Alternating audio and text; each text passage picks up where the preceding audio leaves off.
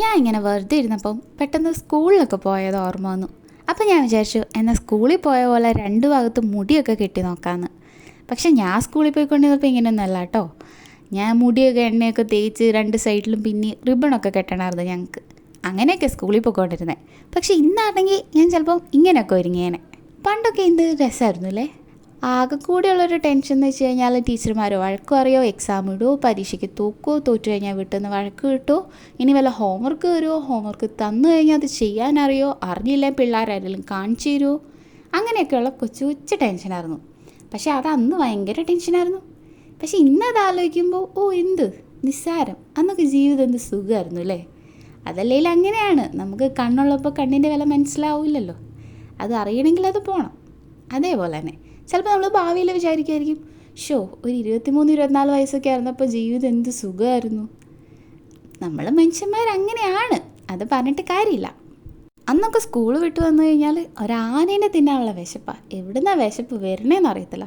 എന്നിട്ട് അമ്മേൻ്റെ അടുത്ത് വഴക്കം ഉണ്ടാക്കി എന്തെങ്കിലുമൊക്കെ മേടിച്ച് കഴിച്ച് മായക്കണ്ണൻ കാണുക, ജാക്കി ചാൻ കാണുക. പിന്നെ ഇച്ചിരിയും കൂടി വലുതായപ്പോൾ മധുബാല ഒരു 5 മണിക്കൊരു സീരിയൽ ഉണ്ടായിരുന്നു, അത് കാണുക. ക്ലാസ് ഉണ്ടോയെന്ന് അറിയാൻ വേണ്ടിയിട്ട് എന്നും പത്രം വായിക്കുക.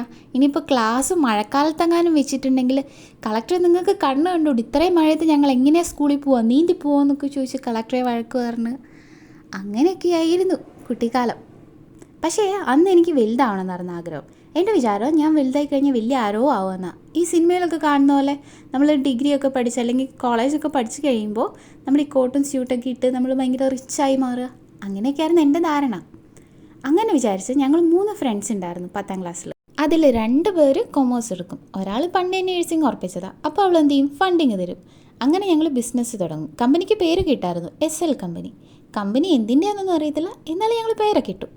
പക്ഷേ പറഞ്ഞു വന്നപ്പം അവർ 2 പേരും നേഴ്സിംഗ് ഒക്കെ എടുത്ത്, ഞാനിവിടെ എൻ്റെ കൊമേഴ്സിനോടും ബിസിനസ്സിനോടുമുള്ള അടങ്ങാത്ത ആഗ്രഹം കൊണ്ട് BCom എടുത്തു, MCom എടുത്തു. ഇപ്പം ഞാൻ വീട്ടിലിരിക്കുന്നു.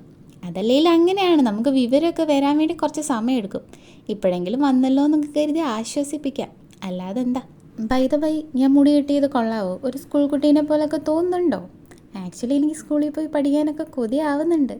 ഈ ഡ്രാമയിലൊക്കെ കാണുന്ന പോലെ ഒരു 10 കൊല്ലം പുറകോട്ട് പോവുകയാണെങ്കിൽ അടിപൊളിയായനെ.